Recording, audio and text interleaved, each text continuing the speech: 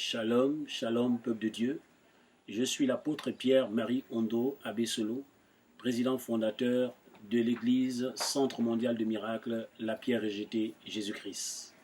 Je suis père de 2 enfants, David Dimitri et Lévi Canel Christopher, et marié à une charmante dame, mon épouse Madame Sonia Ondo Abesolo. Je viens au travers de cette vidéo vous parler des 5 dimensions de l'esprit. Donc les 5 dimensions de l'onction du Saint-Esprit dans la vie d'une église, dans la vie d'un homme. Comme vous le savez bien, Jésus-Christ, en partant dans le livre de Marc au chapitre 16 au verset 17, a donné une commission à l'église, disant: voici les signes qui accompagneront ceux qui auront cru. En mon nom, ils chasseront les démons, ils imposeront les mains aux malades, et s'ils boivent quelques breuvages mortels, il ne leur fera aucun mal. Lorsque Jésus va donner cette commission, vous pouvez comprendre qu'il parle de la première chose en disant qu'ils imposeront les mains aux malades. Après, il va un peu plus loin, il dit ils boiront des breuvages mortels et il ne leur fera aucun mal. C'est la raison pour laquelle Dieu m'a fait grâce de baigner dans cette onction. Depuis pratiquement 3 ans, je baigne dans cette onction.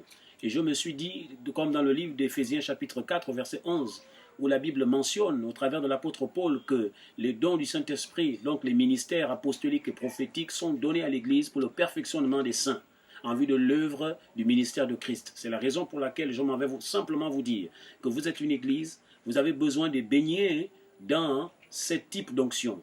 Parce que dans la dimension où Jésus dit, vous imposerez les mains aux malades et les malades seront guéris, c'est une particularité.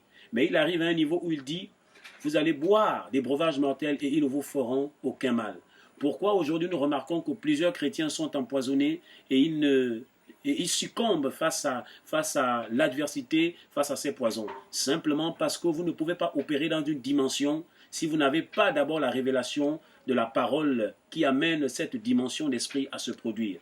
Voilà pourquoi vous pouvez constater que Jésus a dit un jour aux disciples que ce type de démons ne sortent que par la prière et par le jeûne. Et on a vu Daniel encore dans la fosse aux lions qui devait être dévoré par les lions, mais gloire soit rendue à Dieu, Daniel n'a pas trouvé la mort. On a vu l'apôtre Paul également secouer la vipère, on a vu Jean dans l'huile de Patmos, on a vu Jean sortir de là indemne.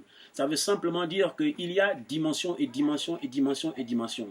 Dans l'onction, il y a portion et portion et portion. À des personnes, Dieu donne une portion limitée, à des personnes, Dieu donne une portion illimitée.